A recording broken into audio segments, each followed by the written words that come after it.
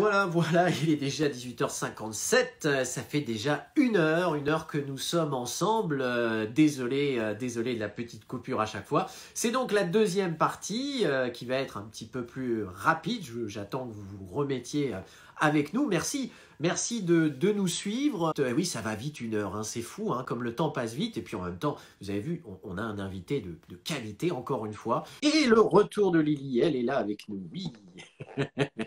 Donc, excuse-moi, on t'a coupé du coup. Bah, c'est pas grave. Alors, je sais plus où j'en étais du coup dans ma phrase. Non, mais c'est vrai qu'il y a cette question de miroir. Mais alors, tu m'as intéressé tout à l'heure. Tu disais qu'il y avait une partie donc, que tu n'avais pas mis dans le bouquin, c'était les fans. Alors, est-ce que tu peux nous en dire un petit peu plus? Moi, je parlais justement des fans qui s'habillent comme, qui dansent comme, qui chantent comme pour certains. C'est ce qu'on pourrait Qu'est-ce que appeler les ça fans révèle de imitateurs. nous-mêmes?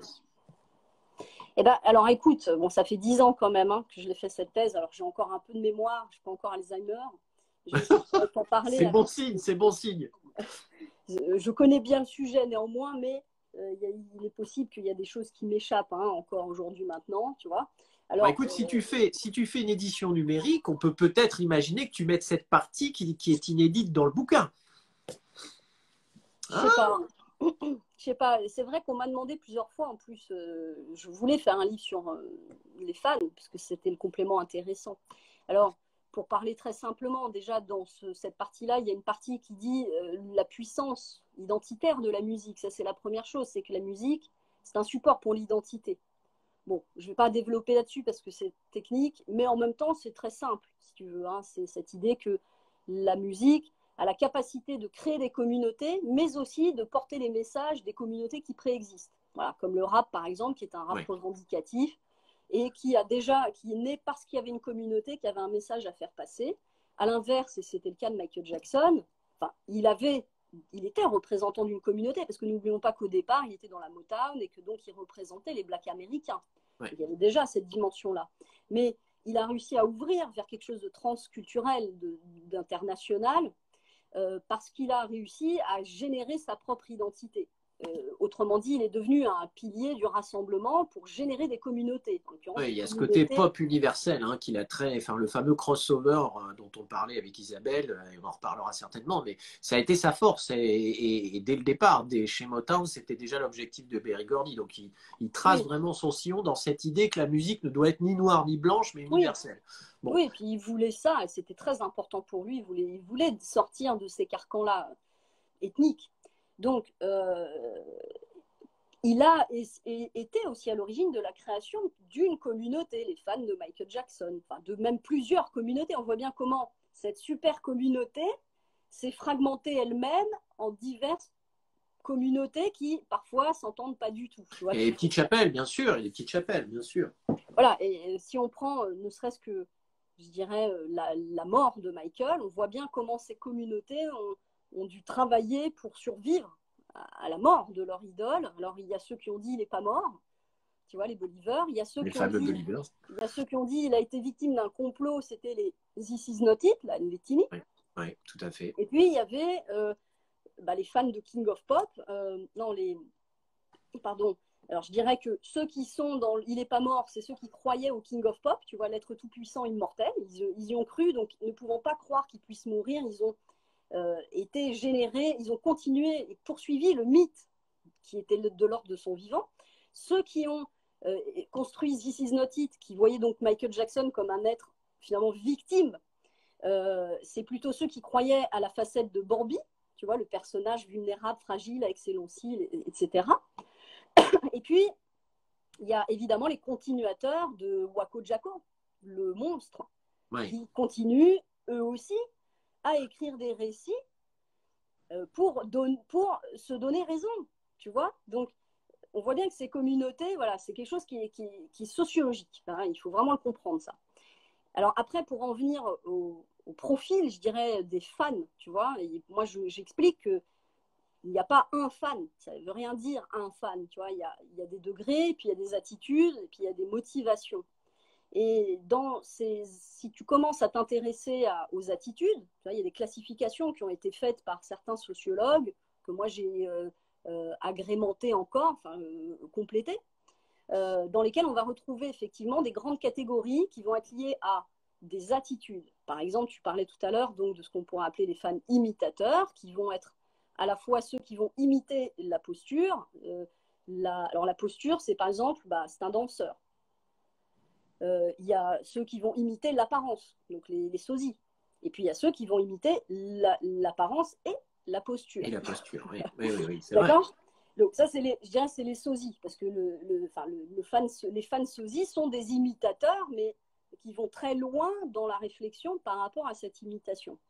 Donc, oui, parce que moi, je connais des fans qui, effectivement, font de la danse comme Jackson. Alors, je vois Pauline, tiens, justement, qui danse comme Jackson, mais n'imite pas forcément, ne cherche pas à se maquiller particulièrement. Bon, et puis, il y en a d'autres qui sont vraiment, ils travaillent même avec ça. On connaît des sosies qui font leur métier là-dessus et qui essayent de ressembler, voilà. Et je pense ils sont arrivés à ça aussi par un parcours. À un moment donné, ils ont voulu ressembler à leur idole. Alors après, peut-être qu'en vieillissant, ça devient juste un métier, une passion. Mais je pense qu'il y a un moment donné, c'est ça, on est sosie ou performeur. Je ne sais plus qui a dit ça justement. Oui, c'est Émilie. Bien sûr. Voilà. Il n'y a pas de jugement. Attention, il n'y a pas de jugement dans ce que je dis. Ah non, je n'ai pas compris ça comme un jugement. Non, mais parce que certains vont préférer le mot performeur parce qu'ils vont trouver que le mot sosie n'est pas valorisé. Je peux comprendre parce qu'il y a des tas de connotations négatives. Mais entendons bien qu'il y a toujours, en fait, on est fan par stratégie. Ça, c'est important. Il y a toujours un bénéfice à l'être. Entendons que les grandes stars ont elles-mêmes été fans à un moment et qu'elles se sont engagées dans leur art. Je ne sais pas, je vais prendre Mathieu Chédid en exemple. Il était fan de Jimi Hendrix. Ouais. Il a été fasciné parce qu'il jouait bien de la guitare et donc il a voulu reproduire. Il a donc imité, il a une attitude de fan imitateur.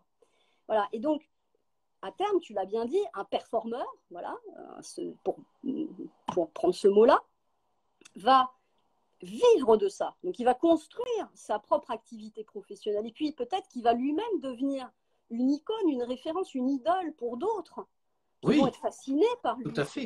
Il y en a qui sont fascinés par des sosies de Jackson. Voilà. Donc, tout à fait. Entendons qu'il y a là quelque chose qui va leur permettre à la fois de conquérir qui ils sont, leurs talents, tu vois, les talents, c'est parce que j'imite. C'est comme ça qu'on apprend, en fait, par l'imitation.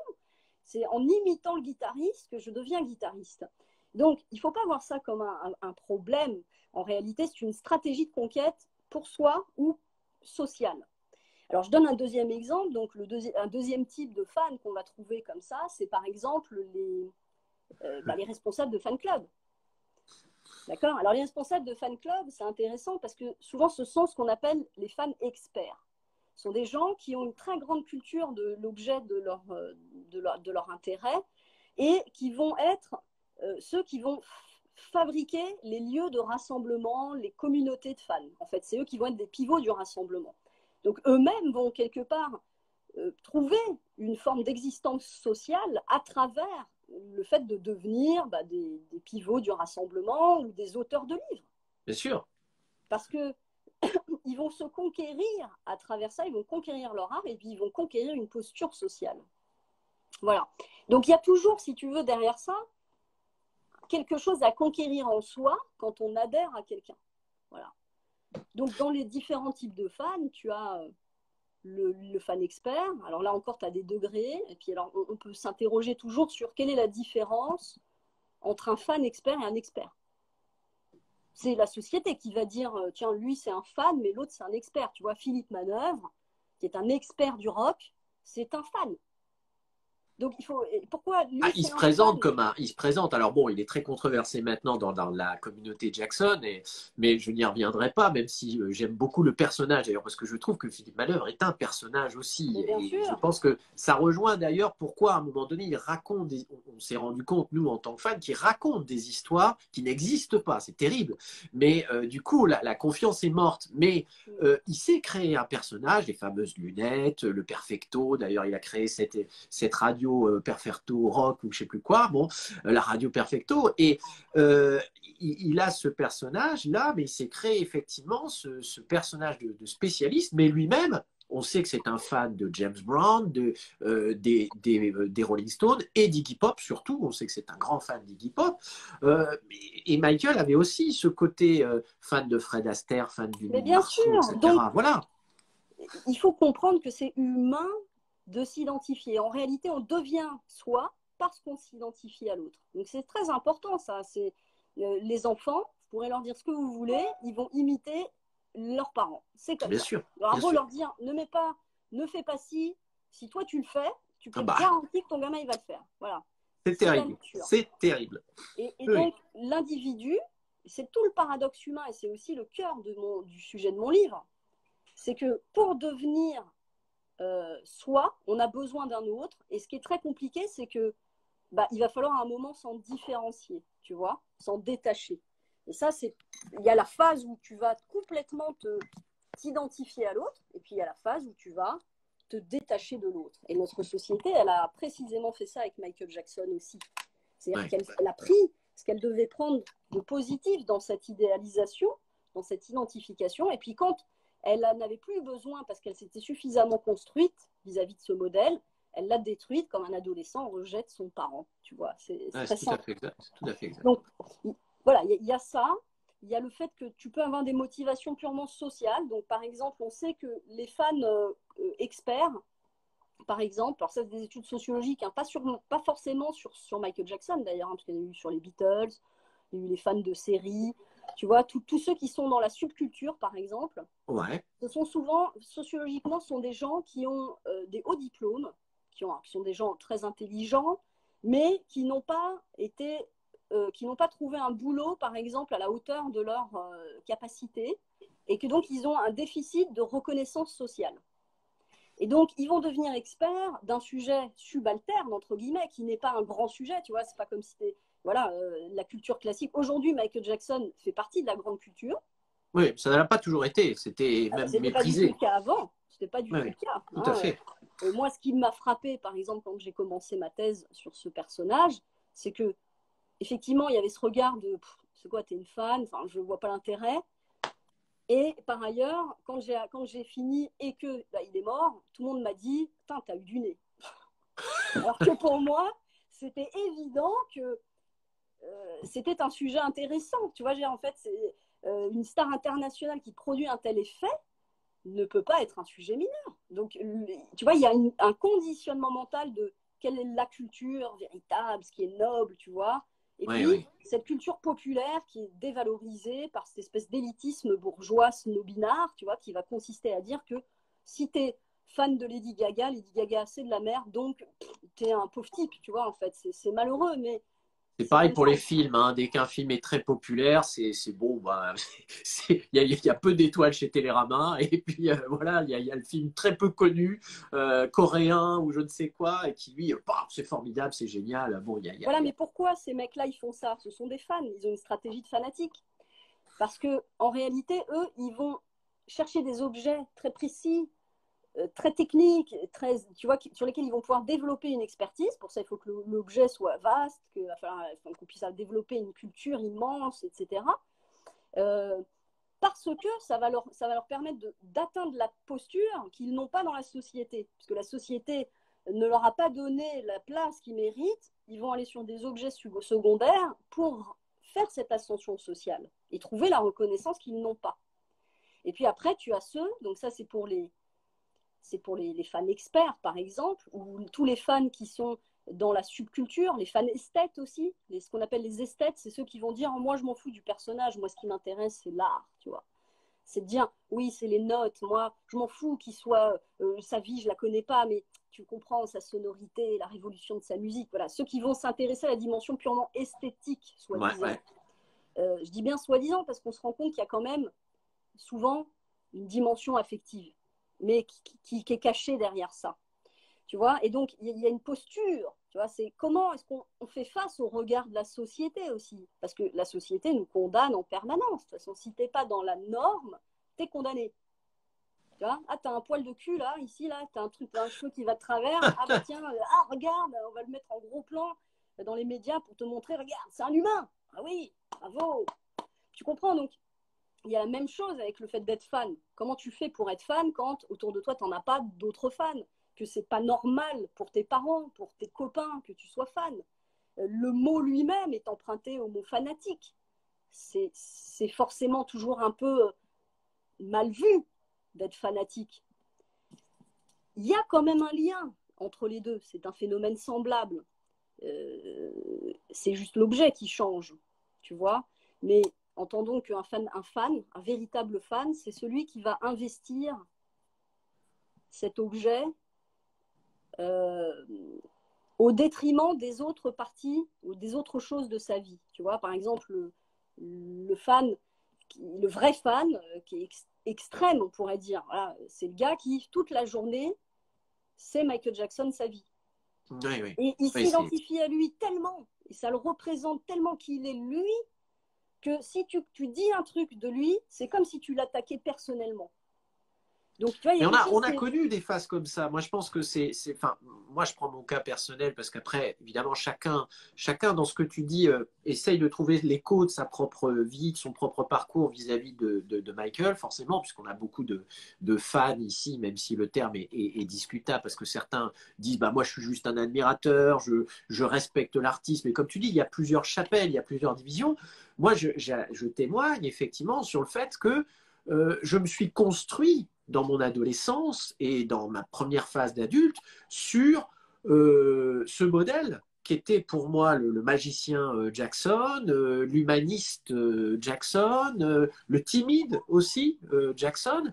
Et puis petit à petit, même si j'en ai gardé peut-être un peu quelques coupes de cheveux, mais je m'en suis détaché aussi parce que je me suis dit, mais je ne suis pas Michael Jackson, j'adore ce qu'il est, mais j'ai pris du recul de plus en plus par rapport d'abord au fait que je sais que, comme tu dis, le Michael Jackson que j'ai idolâtré n'a en réalité jamais existé, c'est une image, c'est une construction, que le vrai Michael, bah, je suis de plus en plus curieux de savoir quel est le véritable être humain qu'il y avait derrière. Et aujourd'hui, j'ai plus besoin de ce modèle-là, mais j'en ai eu besoin bien sûr. pour me construire, pour me donner de Et la tout force. le monde, et ça vraiment il faut le dire, tout le monde a besoin d'un autre pour se construire. Si c'est pas un fan, si c'est pas une star, ça peut être son voisin, ça peut être une copine, une amoureuse, ça peut Oui, être un métier. Tu vois, il y a des gens, ils sont fans de leur boulot. Il y a des gens, ils se définissent à travers ce qu'ils font. oui, bien sûr.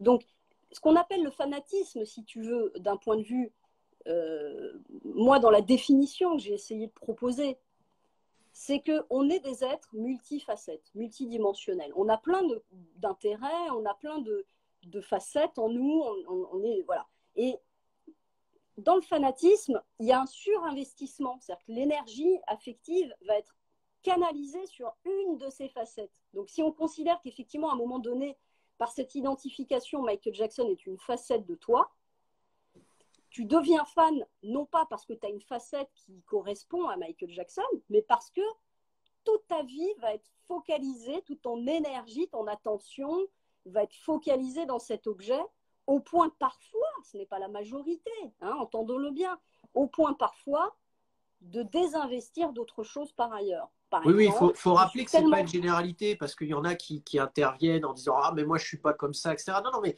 ça ne veut pas C'est pas dire que important. c'est une généralité qu'on aborde avec certains cas qui correspondent à ce que tu dis et Oui, puis d'autres qui ne correspondent pas. Tout à fait. oui, et François puis qui comme nous je dit l'ai dit, il y a on peut aimer différents... les fraises comme on peut aimer Michael Jackson comme on aime les fraises. Oui, il y en a qui aiment voilà, de la Bien musique. sûr. Bien sûr, c'est le terme fanatique et fan qu'on essaye de travailler Oui, un et peu puis finalement. n'oublions pas que c'est utile. Ça n'est pas pathologique. C'est parce que justement, on a quelque chose à conquérir chez soi, sa créativité, son intellect, sa sociabilité, son image de soi. Enfin, on a mille choses à conquérir en tant qu'individu que les personnalités qui nous entourent et celles qui sont offertes par les médias vont devenir des supports de ce développement personnel en vérité.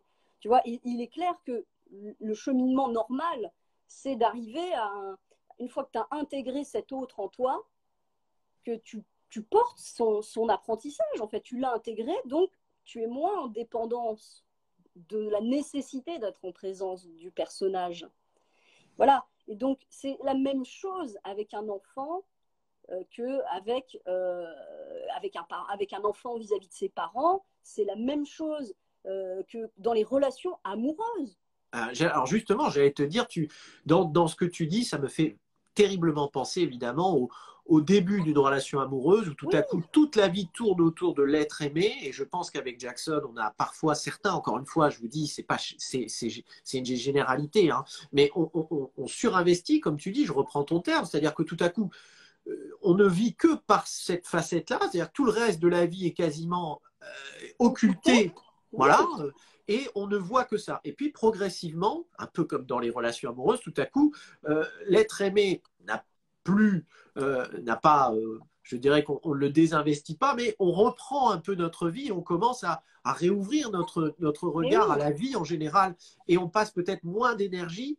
Et c'est une autre façon, c'est le vrai couple en général d'ailleurs, c'est de trouver l'équilibre et de ne plus être uniquement sur l'autre comme une image construite. Voilà. Parce que souvent, quand on est surinvesti sur l'être aimé, souvent on construit une image idéale alors que ce n'est pas l'être qu'on a en face de nous. Mais bon, Oui. alors, le temps passe.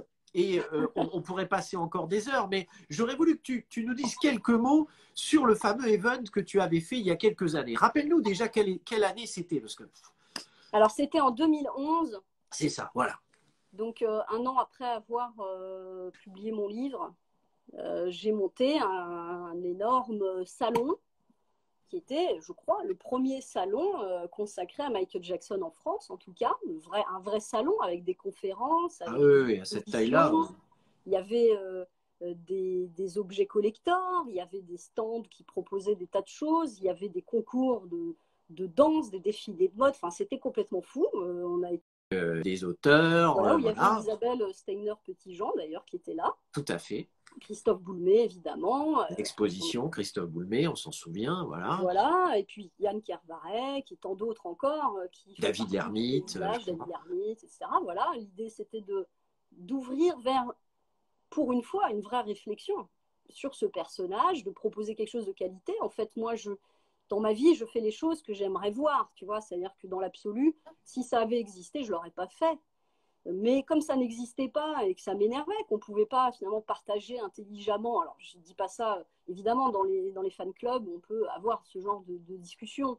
Mais la difficulté avec les fan clubs, c'est que ce ne sont pas des professionnels du spectacle, ce ne sont pas des professionnels de l'événementiel, et donc souvent... Pas les mêmes budgets, hein. Les budgets, voilà, etc. Donc, ce n'est pas forcément des événements où on peut faire des choses ultra qualitatives. Voilà. C'est ça. Sans juger personne, je dis ça. Moi, il se trouve que c'est vrai que j'ai travaillé en parallèle de ma thèse dans la production d'événements, dans la production de programmes télévisés, par exemple, etc. Donc, j'avais déjà une expérience. Tu avais déjà un peu d'expérience dans le sujet, oui. Ouais. Voilà, et puis en plus, étant moi-même une intellectuelle, etc., j'avais une vision, si tu veux. Et puis, je connaissais Christophe. Et puis, voilà, un jour, ça s'est lancé. On a décidé de faire ça. Et c'était un souvenir magnifique pour moi. J'en garde vraiment un superbe souvenir. C'est vrai que ça a été très difficile. Bon, on a eu plusieurs obstacles. Hein. Je dirais que c'était pas tant pour le coup le public, puisque on a fait vraiment complet. On a eu 800 personnes. Complet, oui. C'était ultra complet, chez complet, on ne pouvait plus mettre personne. Mais déjà le pari, c'est que tu as fait ça sur Paris, justement. C'est Paris, c'est pas évident. Ça nous a quand même coûté 25 000 euros. Hein, voilà. Tout de même. Alors, on a réussi à rentabiliser, c'est-à-dire qu'on est rentré dans nos frais, on a dépensé 25 000. Hein, tu n'as pas perdu du tout d'argent dans l'affaire? Non. On n'en a pas perdu, mais on n'en a pas gagné. Ouais, ça, voilà. Ouais, tu vois, sur un événement comme ça, tu es obligé de l'institutionnaliser, de faire des premières, deuxième, troisième années, etc. pour que, à terme, un festival, c'est pas rentable, en fait, hein, dans l'absolu. Voilà, et puis en plus, on tenait absolument à faire à vendre des CD pas chers, à faire en sorte que ce soit accessible pour les gens. Donc, si tu veux, on n'était pas dans une logique financière. Hein. Mais on était dans une vraie logique de rencontre, d'échange, de partage, de réflexion, de communion. Et je pense que ça a vraiment très bien marché. Ça a marqué les gens, hein. Les gens encore, ceux qui l'ont vécu en parlent encore. Bon, il y avait la boîte de nuit aussi le soir. Bon, il y avait l'expo de Christophe. C'était très complet. On avait vraiment fait un truc très complet. Alors c'est né, tu vois, un jour, moi il se trouve qu'après mon livre, qui était pas très bien reçu d'une manière générale, j'ai eu une lectrice qui m'a contacté en me disant votre livre est génial, je ne comprends pas qu'il ne soit pas plus vendu, qu'on n'en parle pas plus et qu'on vous attaque comme ça, etc. Et donc, je lui dis bah oui, mais bon, c'est comme ça, c'est la vie. Puis moi, j'ai pas cette âme de. Tu as dit que j'étais une guerrière, c'est vrai, je suis une guerrière, mais je suis pas du tout une guerrière contre les gens. Donc ça m'intéresse pas du tout de rentrer dans des vendettas, dans des polémiques, je m'en fous. Moi, je ne cherche pas à entrer la communauté jacksonienne, je n'ai jamais cherché à le faire. J'ai juste eu une passion à un moment donné que j'ai eu envie de partager, tu vois, c'est tout. Donc je cherchais pas à exister à travers ça. Voilà. Donc c'est vrai qu'elle m'a dit, mais oh, moi je vais monter un événement pour vous. Elle a monté comme ça dans le sud de la France, une journée où je venais faire une conférence dans un bar, tu vois. Ah, c'est cool. Et donc, j'ai trouvé ça extraordinaire. Et un jour, donc je publiais ça sur Facebook, tu vois, que j'avais fait ce truc-là. Et j'avais dans mes contacts un attaché de presse qui a vu ça. Et il m'a dit, mais c'est génial, et on devrait faire ça à Paris, on pourrait faire des dîners conférences, etc. Donc, je lui ai dit, ouais, enfin, dîner conférence, tu veux, organise-le. Moi, je viendrai faire la conférence. Mais par contre, dans l'absolu, si tu veux, ça ne me motive pas plus que ça. Moi, je lui avais dit, moi, ce qui me motiverait, ça serait faire une journée, tu vois, un salon avec ci, avec ça, avec ça. Et j'étais tellement folle, j'avais tellement envie d'entreprendre un truc fou. Mais je lui disais, ça va coûter trop cher, moi, j'ai pas d'argent, je ne peux pas financer ça. Ouais. Le gars, j'ai dit, oui, c'est vrai, laisse tomber. Et lui, il connaissait le mec qui est devenu mon associé, Sébastien Joly, qui a donc financé. Hein, c'est lui qui a financé. Moi, j'ai fait toute la programmation, la réflexion, la création. Lui a fait toute la gestion, organisation, finance. Hein, donc, c'est pas rien. Il a pris des risques. Et il se trouve que finalement, l'attaché de presse du début est sorti du projet parce qu'il ne connaissait pas le sujet. Et que, voilà. Donc, on s'est retrouvés tous les deux à faire ça. Lui a dit ah, banco, un événement d'une journée, c'est génial, bah, on y va. Donc tu vois, il est venu avec ce financement, quoi. Et puis, bah, à tous les deux, on a monté ce truc-là, tu vois, auquel on a associé Christophe. Et puis bah, quand est arrivée la fin du meeting, est arrivé l'heure des comptes aussi. On a pu, donc, comme je te dis, équilibrer la dépense, mais c'était pas suffisant pour que lui puisse financièrement s'en remettre, et il a fait une banqueroute en fait. Alors c'est pas le COP meeting, c'est pas le COP meeting qui lui a fait faire banqueroute. Il s'est fait arnaquer. Il a eu c'est quelqu'un qui était très gentil, qui avait le cœur sur la main, qui croyait dans les artistes, qui voulait les défendre, les porter, tu vois, et souvent à ses dépens.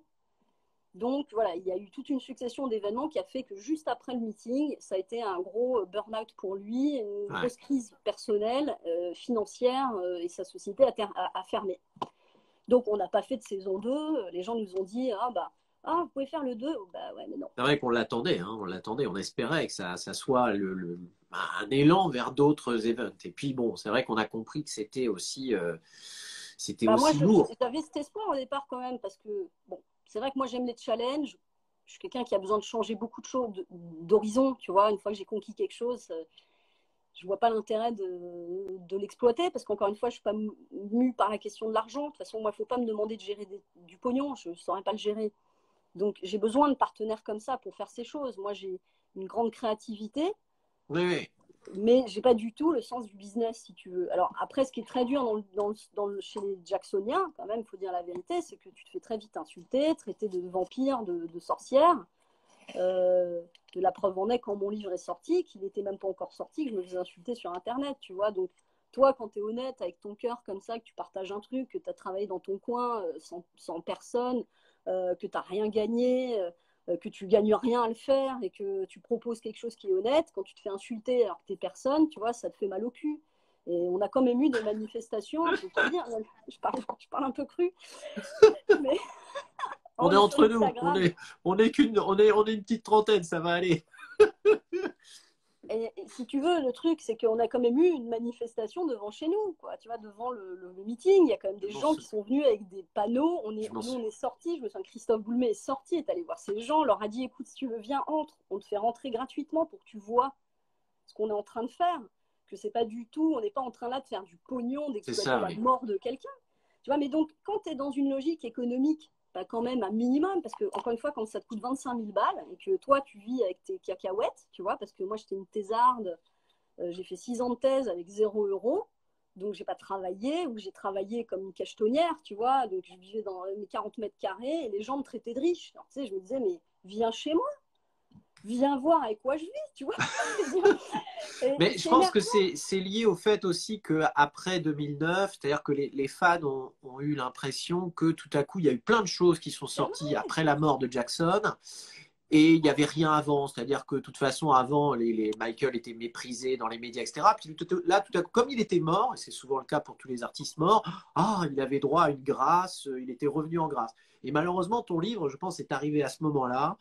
Et c'était pas la meilleure période chez les fans qui avaient une sorte de colère contre tous ceux qui profitaient du moment pour faire du bouquin Jackson. Et ils ont pas su voir que ce bouquin-là, d'abord, c'était pas la mort de Jackson qui motivait la Bah sortie non, du puisqu'il bouquin. il a été écrit entre 2003 et 2009, tu vois. Voilà. Donc, Et puis, voilà. comme on l'a dit, un titre assez mal compris. Mais Oui, bon, le temps passe encore. Je voulais aussi t'interroger sur ton actualité, parce que, mine de rien, comme tu dis, tu es une femme de challenge et ben, depuis ces dernières années, tu as joué aussi un nouveau challenge, c'est que tu es partie dans l'artistique. ouais, bah en fait, j'ai eu une rencontre moi-même avec la musique, quoi.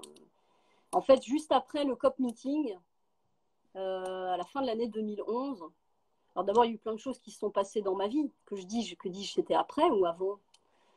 D'abord, je suis tombée enceinte, donc ça J'allais m'a te le dire, bouleversée. forcément. Juste après, un mois après le meeting, tu vois. Donc c'est pour ça aussi, ça a aussi fait qu'il n'y a pas eu de suite. Et puis j'ai été à un concert et puis j'ai eu une deuxième fascination. Pour le coup, je parlais de Mathieu Chédid tout à l'heure. Et en fait, j'ai été voir cet artiste en concert que j'avais déjà vu en concert. Je l'aime bien, mais je n'étais pas forcément fascinée, tu vois. Mais là, je sais pas, cette tournée-là, c'était Mister Mystère. Il y a quelque chose qui était tellement dans justement ce noir, ce blanc, ce rencontre entre cet homme et cette femme, tu vois, le M avec le W de woman. Enfin voilà, il y a eu une intelligence dans la construction de son charisme qui m'a fait écho. Et je me souviens m'être dit, bah voilà, plutôt que d'écrire des livres intelligents que personne ne lit, Si, moi. et que les gens m'insultent et que je suis pas invitée dans les émissions alors qu'il y a tout, tu vois, par contre tout le défilé des cons, alors vraiment, ça me saoulait aussi, tu Ouais, vois. ça, c'est terrible. C'est Et terrible. donc je me disais, bah tu ferais bien d'écrire des chansons pour des gens connus. Alors j'avais jamais écrit de chansons, puis je connais pas la musique, tu vois, donc je suis rentrée chez moi le soir même et puis j'ai commencé à écrire des textes, Ouais. 1, 2, 3, 4, 10, 30, quoi, voilà. Et puis j'ai été 2 mois après rencontrer M à la sortie à l'entrée d'un concert. Je lui ai sauté dessus dans la rue, tu vois, pour le coup. Hey, là il a fait oh, qu'est-ce qui se passe? C'est qui cette folle qui me saute dessus? Et j'étais venue avec mes petites chansons et puis mon livre aussi de Michael Jackson, justement, parce que j'étais encore une communicante et que j'avais ce fantasme de travailler pour un mec pareil, de l'aider à construire son œuvre. Enfin, voilà, j'aurais adoré être communicante pour un artiste comme Michael ou pour M, tu vois. Ouais, Et bien donc, sûr. il y avait cette émergence de la musique qui était là, en tout cas à l'époque juste des textes. Et puis, bah, j'ai été le voir et en fait, ça n'a pas du tout marché. Donc, je suis rentrée chez moi bredouille en me sentant honteuse et nulle. En me disant, ça fait 2 mois, tu écris des textes, tu connais rien à la musique, tu sais même pas si ça chante ton truc. Alors franchement, la honte, ça se trouve au mieux même pas qu'il les lise, parce que trop la honte.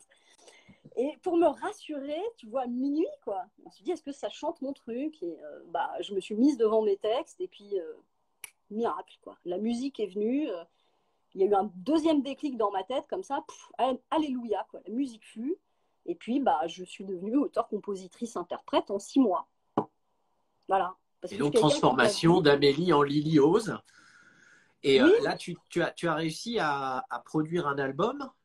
oui, par le miracle de l'univers. Hein.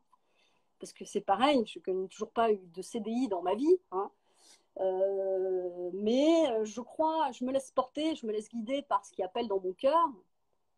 Et en l'occurrence, bah, c'est la musique là, qui m'appelait. Je savais que j'allais faire ce disque, même si ça allait me prendre peut-être 10 ans. J'avais l'intention de le faire. Est-ce qu'on peut Et dire je que l'ai tu marches fait. beaucoup à l'instinct? Est-ce que c'est quelque chose qui guide ta vie de ce côté instinctif, Intuitif. Plus, intuitif? ouais, plus l'intuition que l'instinct. Bon, c'est une nuance à la con hein, que je te Oui, mets oui, là. mais c'est pas grave. J'entends bien que le mot te plaît. Alors, les instincts, on pense plutôt l'animal, et puis l'intuition, effectivement, on pense Bah, plutôt spirituel, mais bon. c'est mon cœur. En fait, il y a mon âme qui m'appelle, qui me dit, tu vois, c'est comme le meeting. Je n'ai pas réfléchi. C'est J'avais ce que envie de j'allais faire dire. ça, je l'ai fait. Faire le meeting, c'est aussi quelque chose d'intuitif, quoi. Bah, j'avais envie et ça m'appelait. Et donc, je l'ai fait. Et puis, bah, la musique, c'est pareil. Et puis, bah, comme je ne sais pas faire petit, c'est comme le meeting, tu vois, on pourrait faire des réunions, au lieu de faire une journée avec tout ce qu'il y avait dedans, à se faire chier pendant 6 mois pour 0 €.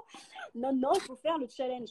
Bah, la musique, c'est pareil. Et tu vois, au lieu d'enregistrer un EP de 5 titres, j'ai fait un double album de 24 titres. Voilà. Ah oui, oui, Et donc, effectivement. comme je ne suis toujours pas dans l'intelligentsia, que je n'ai toujours pas l'intention de vendre mon âme aux T'es gens pas qui dans les achètent, petits papiers de Paris? Ah, bah, je n'ai toujours pas pu le sortir en fait parce que ça coûte très cher, même de sortir un disque. Et puis là, j'avais prévu de le sortir juste avant le coronavirus. et blanc. Je voulais faire au départ, bah, en m'inspirant de Michael d'ailleurs. Tu sais, il y a une édition d'un CD de toutes ces chansons, de ces albums solo enfants. Oui, Il y a un petit livret jaune, je ne sais pas si tu vois comment il est, avec oui, oui, tu oui, l'as. je vois bien. Je l'ai Eh là ben, je quelque voulais faire part. la même chose avec mon album parce que j'aime beaucoup l'image et que je fais mes propres montages graphiques moi-même et que j'ai mes textes et que bah voilà, c'est moi, tu vois, cet album, j'ai envie de faire un bel objet. Mais Ah, bon, ça m'aurait coûté 30 € l'unité. Donc, tu dis, qui va l'acheter ça? Je ne veux pas te ouch. dire. Oui, oui, oui, pas évident. Donc, je ne l'ai pas fait. Je n'avais pas le budget pour en faire. Donc, je me suis dit, je vais prendre des clés USB, tu vois. Je vais faire ça sur des clés USB. De toute façon, les gens n'ont plus de CD. Donc, j'ai commencé à parler avec les Chinois, tu vois. Et puis là, il y a eu le coronavirus. Donc, c'est pas sorti encore. Ouais. Mais on peut déjà entendre des choses. Alors, tu es sur YouTube, tu es sur Facebook, bien Ouais. entendu. On peut écouter tes productions sur YouTube, sur Facebook, ailleurs aussi. Alors, c'est vrai que j'en ai très peu, j'en ai pas assez publié en fait. Il faudrait que j'en publie. Après tout, on s'en fout. On peut en trouver sur YouTube. Je pense que c'est là où on peut le plus en trouver.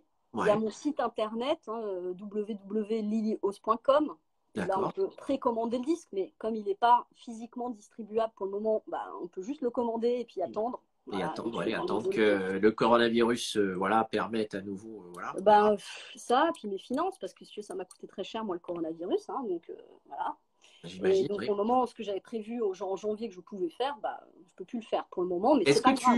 Est-ce que tu, avant que le virus ne mette tout en panne, mais je pense que tu fais aussi des interventions, enfin, tu joues un peu dans des endroits, tu Oui, fais. j'étais sur une pièce, je commençais une vie d'artiste, c'était génial. J'avais obtenu un rôle dans on va dire une pièce musicale, tu vois, où je pouvais Super. chanter 4 ou 5 de mes chansons, plus des reprises, Uhum. dans une espèce de pièce humoristique qui s'appelait Talent dans la région toulousaine.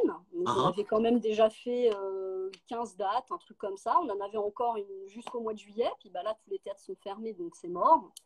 Et dedans, je jouais la comédie, je chante, je danse. Enfin, c'était génial pour moi. Super. J'avais pas l'impression de bosser, tu vois. C'était comme un truc. Et alors Voilà. ça, est-ce qu'aujourd'hui tu te dis, voilà ce que je veux faire, ou c'est encore un challenge parmi d'autres que tu te donnes en te disant, il y aura peut-être d'autres challenges et je suis prêt encore à changer à 360 sans problème. Les gens, ils vont se dire, elle est schizo, tu sais, que mes parents, enfin, je veux dire, les gens ne savent pas ce que je fais dans la vie, ils comprennent pas, tu vois. Oui, mais Et, c'est ça qui est intéressant chez toi, c'est que tu as une palette incroyable et que tu as une soif tu de. sais, moi, en fait, je ne suis obsédée que par une chose, c'est me conquérir moi. Et donc, et puis surtout, je suis portée par ma spiritualité, en fait. J'ai Oui, toujours eu la sensation que je devais transmettre des choses. Je suis venue avec quand j'étais enfant, j'avais l'impression d'avoir une espèce de valise avec des connaissances que je ne savais pas d'où elles venaient, tu vois. uh-huh. C'est pour ça que pour moi, c'est mystique. C'est comme la musique qui vient, c'est mystique. Et donc, j'ai compris qu'au début, j'ai investi l'intellect en me disant que j'allais, par ma parole, transmettre des idées, mais on s'est mis à me combattre parce que je parlais de fanatisme, parce que je parlais de charisme, parce que je parlais de choses qui dérangeaient en fait les gens, tu vois. Donc j'ai compris que ma parole était trop brutale. Et donc la musique m'offrait tout d'un coup un support plus doux pour Ouais, montrer une autre facette de moi, un autre vecteur, oui. pour ensemencer plus subtilement, tu vois. Donc aujourd'hui, moi je me dis pas, c'est ça que je vais faire en fait. Aujourd'hui, je me dis, je ne sais pas. Je me laisse porter par la vie. Qui sait de quoi va être fait l'avenir? Je veux dire, on est dans une phase là où concrètement, on ne sait pas où on va, tu vois. Donc, moi, je ne fais pas de plan sur la comète, j'essaie de vivre dans le présent. C'est ce que m'a appris la pauvreté, hein, je le dis très clairement, parce que j'étais intermittente, que je n'avais pas de pognon. J'ai appris à vivre au jour le jour. Donc, je ne fais pas de projet demain, je n'ai pas de garantie, je ne possède rien, je n'ai pas de travail, de CDI, de machin, je n'ai pas de sécurité. Donc, ma sécurité, c'est ma foi. Voilà, c'est ce guide intérieur qui me dit, Amélie, pars de Paris.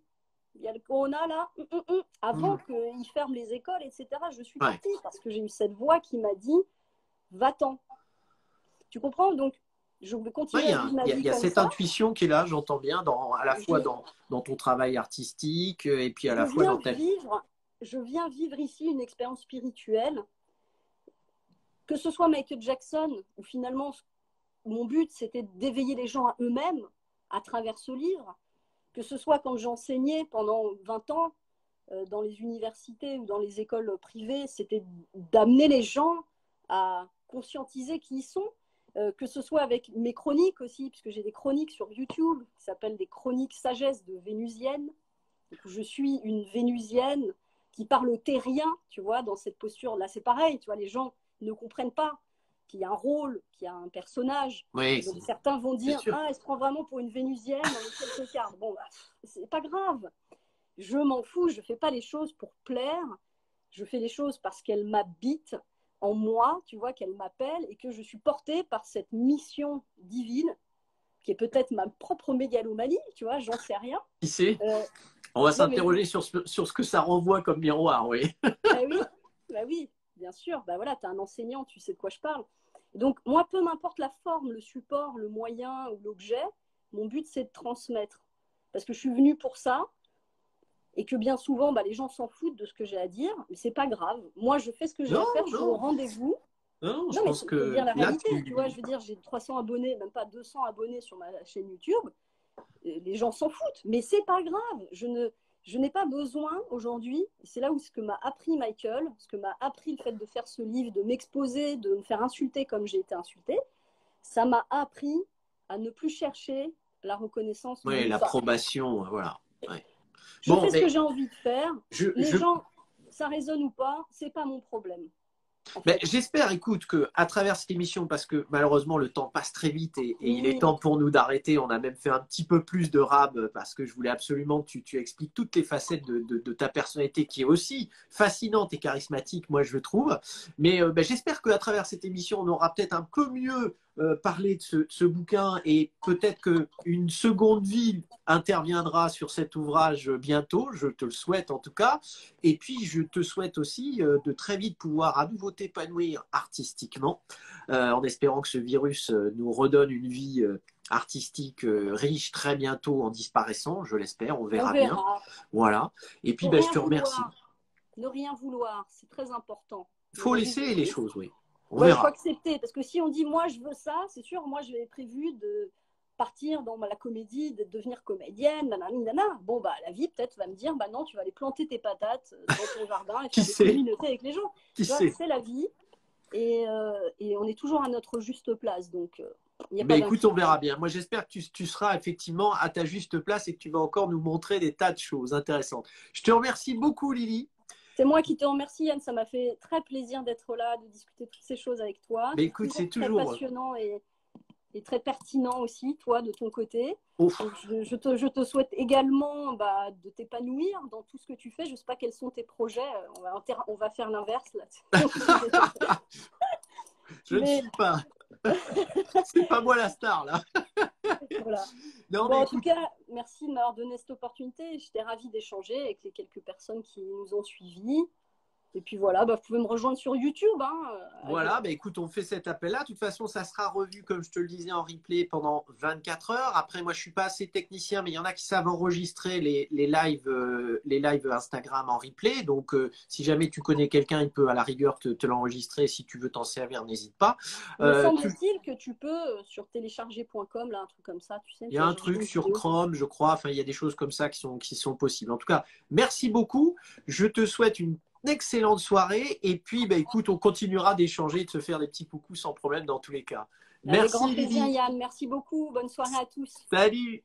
Et bon déconfinement pour ceux qui se déconfinent. Exactement.